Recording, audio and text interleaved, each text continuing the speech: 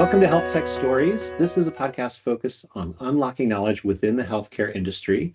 Our goal is to bring you inspiring and insightful stories from innovators and experts who are shaping the future of health technology. By sharing their experiences and journeys, we hope to inspire change, spark new ideas, and shed light on the transformative impact of healthcare. Join us as we deep dive into the stories that are driving progress and improving lives in the world of health tech. By way of introduction, I'm Steve Kaiser, and I'm a technology strategist at Microsoft. I work with some of our biggest healthcare customers, and I'm lucky to have a front row seat to some of the innovation that's really changing healthcare for the better. I also have a background in data engineering, and I'm passionate about helping people make sense of these mountains of data that surround us these days. And I'm Meha Sodi, and I'm a data and AI technical specialist at Microsoft. In my role, I've had the privilege of working closely with customers in the healthcare sector, where I see firsthand how data and AI specifically can drive transformative change. The opportunity to leverage technology to drive meaningful change and improve patient outcomes is incredibly rewarding. So today we are joined by the amazing, the dynamic Tracy Picon. Um, Very happy to have you on the show today. I want to welcome you and also ask you, who's Tracy and what's your day job? Oh my gosh, I'm thrilled to be here with both of you, Steve and Meha. Thank you for the invitation. Who is Tracy? So I have built my career at the intersection of healthcare, education, and technology, and I get to be very creative working with health and life sciences organizations to really rethink what's possible. So whether I'm leading global education programs, had the pleasure of mentoring future leaders, championing accessibility and equity, which is absolutely a passion, or my day job working with customers to build innovative solutions. My focus has always been on people. And I'm of the belief, I'm driven by the belief that technology should always amplify humanity. So my mission, if we all have our own personal missions, my mission is to make sure that healthcare works for everyone, everywhere, at any time. And that is by connecting innovation with purpose. Now, I would say my day job title is as an industry advisor at Microsoft on the Health and Life Sciences team and the HLS Chief Learning Officer, which means I serve customers or I serve as a customer advocate, fostering industry specific relationships. I look at industry trends and insights in order to support our customers' objectives in service of the people that they serve. I have a Awesome. really cool job. Yes, thank you so much for sharing. I love it. I love the mission that you shared as well. The first question we kind of want to start with is, what do you see as the major knowledge gaps that tech workers have related to the healthcare industry with the experience that you have? So it's a good question because this is the impetus for, creating trainings and learning and education. And I do see a few gaps right now, and they change every couple of years. I think we often underestimate, I don't think we actually do, underestimate how complex the healthcare ecosystem is. Because while it is about the patient and the provider, healthcare is a large ecosystem. It includes med device and pharma and payers and regulators, and it's an entire system. But it's an entire system that has to work together that all has competing priorities. So we cannot underestimate the complexity of healthcare as an ecosystem. I think there's governance and regulations that are changing drastically and all of the time. And while we have the foundations like HIPAA and GDPR, I think that these regulations are often misunderstood, which causes a disconnect. So that disconnect leads to misaligned solutions, misaligned needs. And ultimately, I think when there's that type of disconnect, it leads us to missed opportunities to building innovation. It really is a barrier. It creates a barrier to leading innovation, and it provides an opportunity for people to not innovate at all, to stand still. I also think that if we look at what's going on in the industry today, we will overlook the financial and operational realities. Healthcare organizations really all organizations, we are facing immense pressures to cut costs, but we also have to prove out our return on investment. So technology has to solve real problems, and we can't just add on bells and whistles to what they already have or sell another point solution. We have to be, I liken it to being detectives. We have to be detectives for the entire organization so that we can create solutions that serve the entire organization. I think the most important thing, the last gap I will say is, I think that we miss the human element.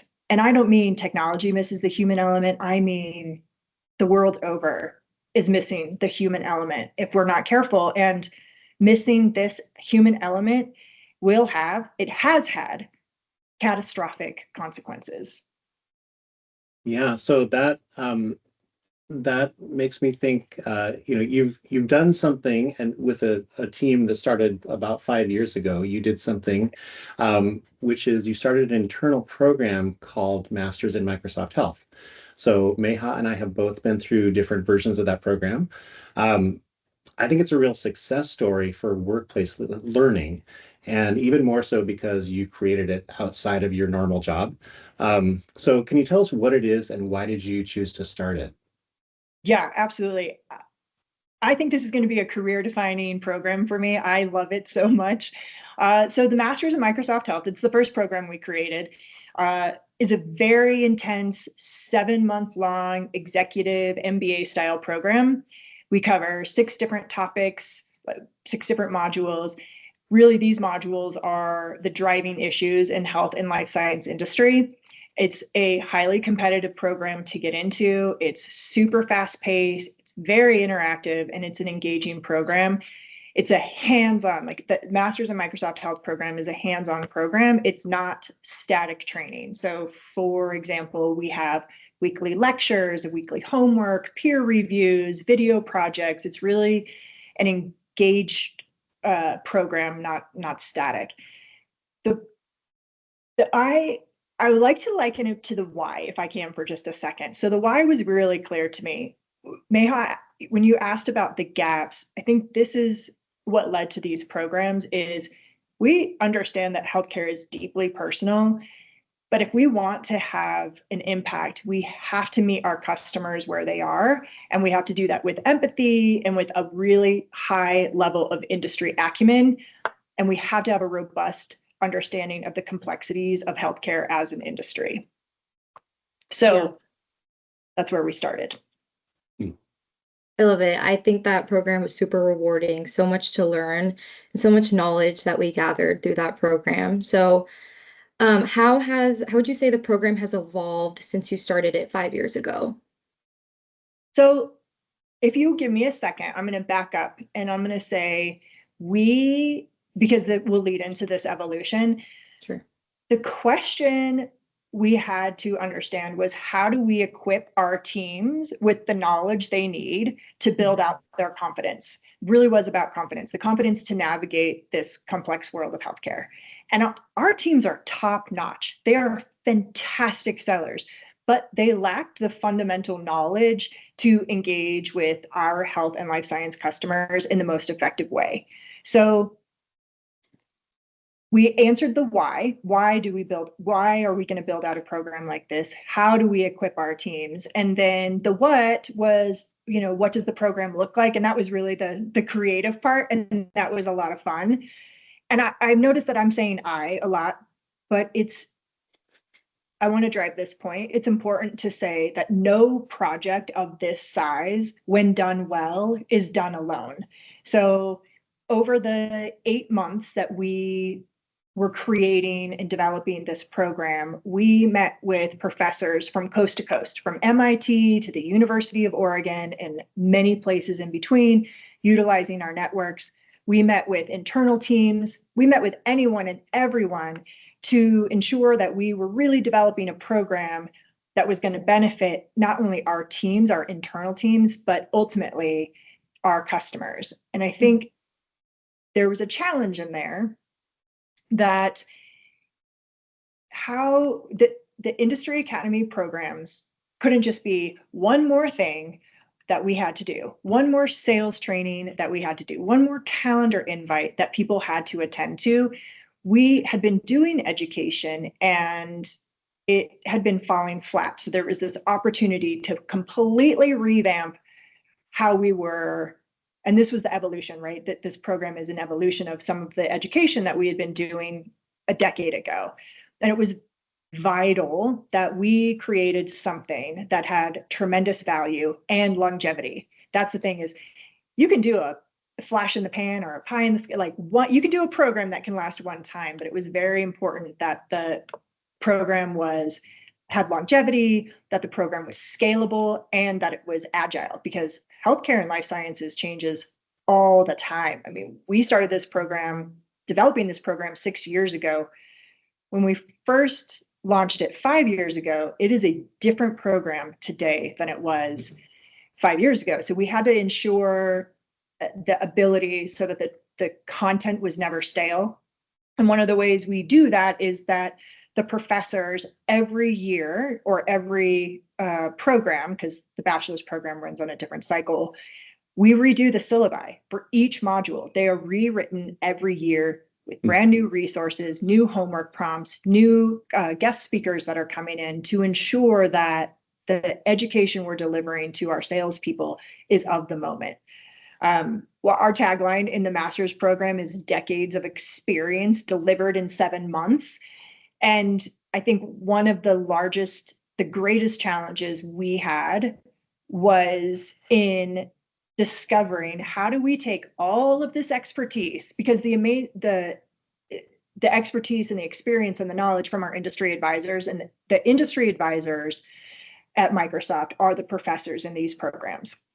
How do we take, and they've been in healthcare for a really long time, from nurses and clinicians and doctors and CIOs, and how do we take all of their expertise, all of their years of experience and knowledge, and boil it down into 7 months? So again, the tagline is decades of experience delivered in 7 months. And how do we share that out with the broader team? And how do we demystify the topics that are top of mind for our healthcare customers? And so when we look at the evolution of this program, it's evolved in incredible ways. We started off with a single program, which has grown into 2 very distinct offerings. So the Master's in Microsoft Health and the Bachelor's in Microsoft Health. And within MMH, which is the longest running program, we're in its 5th year right now, that program is actually expanded internationally. So it incorporating a completely diverse perspectives from our employees all across Americas and Europe. And I think the longevity of that program, now running over 5 years, really speaks to its value. And then the bachelor's is really came about because we needed a scale program. So what was that introduction program that we could have that was still impactful and meaningful, but we could deliver it in a short amount of time? So it's a 13-week sprint, still covering very similar topics, still with the industry advisors as professors. There's still an output and an engagement process for all of the students.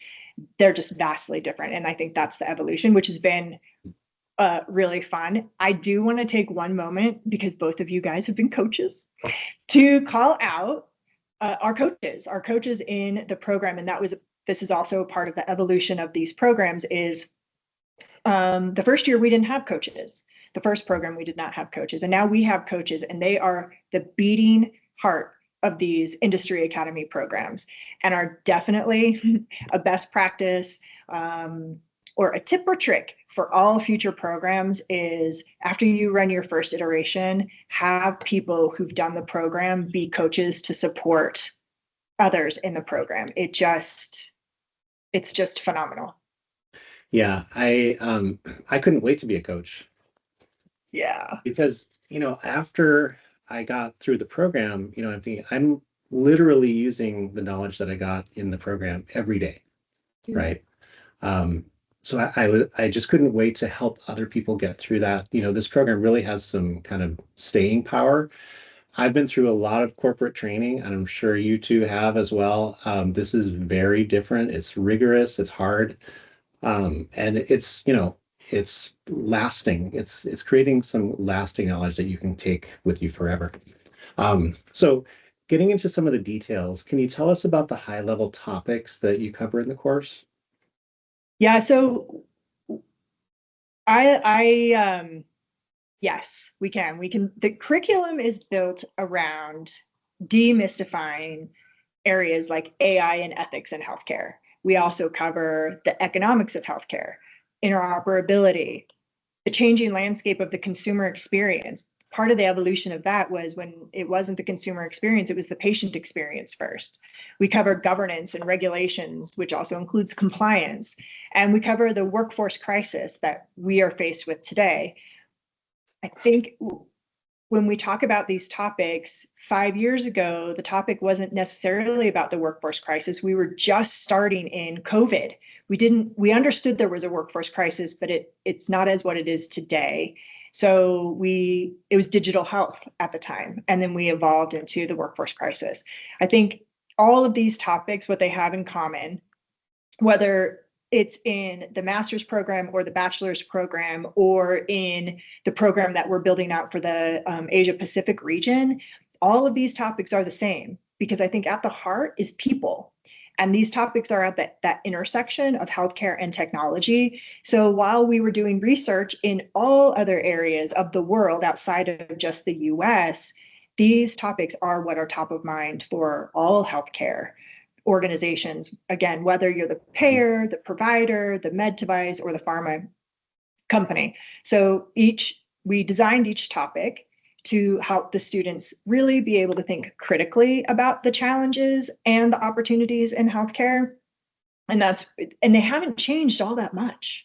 The content has changed, but the overreaching topic has really stayed the same. Awesome. So I think you kind of touched on this, Tracy, a little bit, but why would you say that these topics are important? And how did you go about choosing this different instructors for each of the topics? Oof. Yeah. Okay, I'll answer the first Okay. question. I think these topics matter because when we look at many industries, but for sure, the healthcare and life science industries, it is in a constant state of change. So whether we look at AI, which has been disrupting traditional roles, especially in the last 2 years, to the global push for equity and access, we have this opportunity to stay ahead of the curve. And so the evolution of the topics really came from, or comes from, actually listening to our students and getting feedback. I do, not just myself, but the leaders of the program do 15-minute check-ins with all of our students. What are we doing right? What are we missing? What can we do better? What would you change if anything? And how are you using the program in your work life today, every day, to be better? So we listen to our students, we listen to the professors, we're listening to our customers, we listen to our guest speakers, and I think that ensures that we are addressing the real world needs of our customers and what's out there. Yeah, so 5 years on, how many students have been through the program? 500. 500 employees have participated in one of the industry academy programs. And I think one of the best things for me and for the coaches too, and you both have been coaches, so you can attest to this, is to see the amazing ripple effect that the programs, the professors, the content, all of the cohort has had within our lives at Microsoft, and then ultimately with our customers, and then seeing that ripple effect into the industry. Mm, That's awesome. awesome. And Tracy, what would you say are any notable successes that your students have had since graduating either the MMH program or the BMH program? Okay, there have been a lot. We have seen students. I'm actually going to put this back on you guys in just 1 second too, because I know you have had some really great successes since doing the program.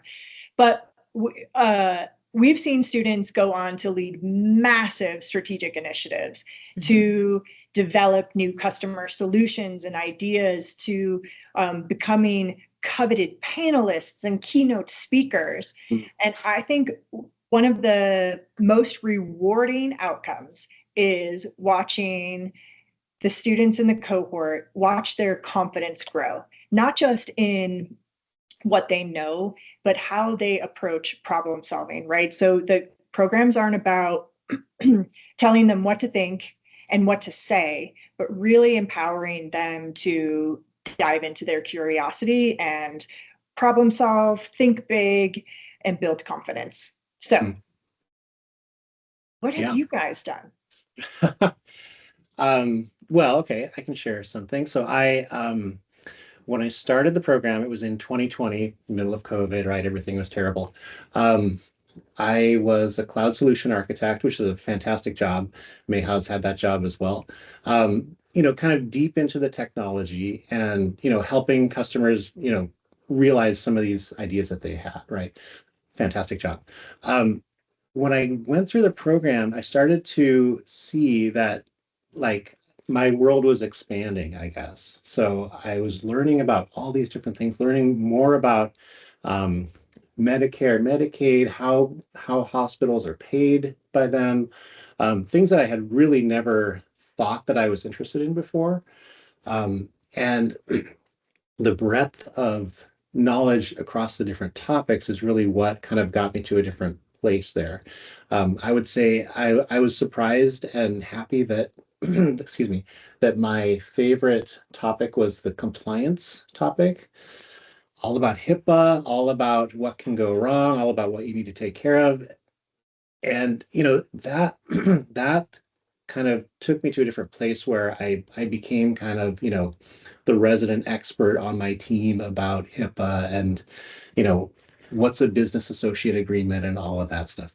So eventually, though, I felt like I had enough knowledge that I was able, like I had enough confidence and knowledge that I could talk to any C-level executive at any customer, right? And so at that point, I realized, okay, this could lead to a new job for me. It did. So I'm now a technology strategist, and I am talking to the C-level executives at hospitals, and it's just been really fulfilling. It's been fantastic. Yeah, I That would agree with that. that makes me so happy. That's exactly the heart of it. Neha, I want to hear from you too. I can't even tell you how thrilled that makes me, because that's like when people ask why, that's like right there. Building the confidence, having the courage, having the grace, being curious, having that growth mindset. So Meha, tell me, because you've experienced the bachelor's and then coached. hmm Yeah, I think joining the program really opened up my eyes to a lot of different topics that I hadn't had considered before. I think one major thing I would say, in addition to what Steve added, was I think I approach conversations now after the program with a different perspective, right? You think more about the why a specific customer or why someone is doing that rather than just maybe the technology. So I think I learned so much about the industry that now when I approach my customer conversations or conversations with anyone, I think the way I approach that is definitely with a different perspective. And I would say my favorite topic was definitely the AI in healthcare. I Yeah. learned so much about kind of how AI can really change the game for patient care, healthcare organizations, things like that. So this experience being in the BMH program, Hmm. both as an attendee and a coach, was super rewarding. So with that being said, Tracy, for those who are listening today, do you have any advice for those who would like to start a similar program at their workplace? I really do. Um, I have suggestions. So Yeah. I will say, start with why.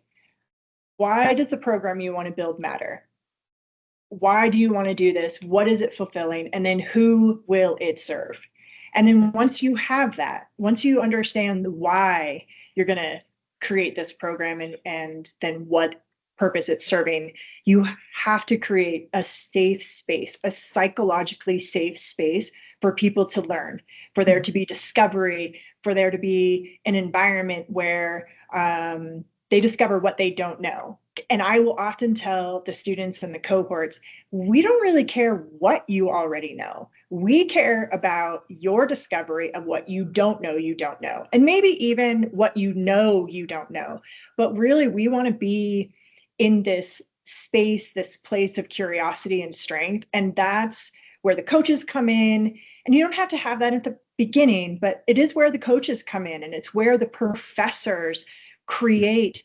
So every element of the program is creating this safe space. I cannot reiterate this enough. Once you have your why, you've got to create a safe space for people to learn. Otherwise, it's a flash in the pan program. It will happen once if people aren't safe to explore what they don't know. And it can be really fun, also uncomfortable, but it can be really fun for people to be in a place where the people around them are, confronted and growing and strengthening and diving into their curiosity. So, and then I would say tactically, incorporate opportunities for applied learning, small group discussions, video assignments.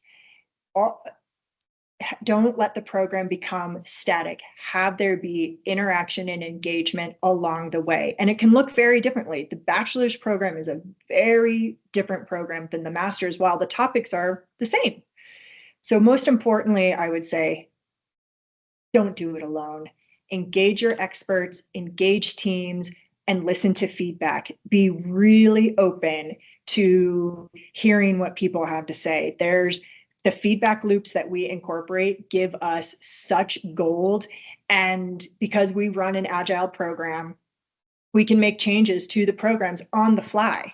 And it can be small changes that have huge impact, or it can be big changes that benefit everyone, that you sort of just see a little ripple effect. But engage experts and listen to feedback as you're going through. And then lastly, I learned this from a fantastic project manager, and they just said, give yourself the time to create a program. We're often on quarters. Like, what can you do in this quarter? How can you get this done? And then roll it out. Push back and give yourself the time to create the program while you're iterating throughout that time. So don't do it in a silo. And then once you launch, then you've already had the opportunity for people to fill in the holes that you don't know that you have. That's fantastic. I mean, I would love to see others replicate this type of program at their workplace. It's just been an amazing experience for me. All right, Tracy, we're going to wrap up soon, but I wanted to switch gears and ask you, what is a favorite book, podcast, TV show that you've got right now? Okay. So just yesterday, I finished Judy Heumann's book, Being Human. And for those who may not know, Judy Heumann was a trailblazing advocate for disability rights. And she's a policy leader, often referred to as the mother of disability rights movement.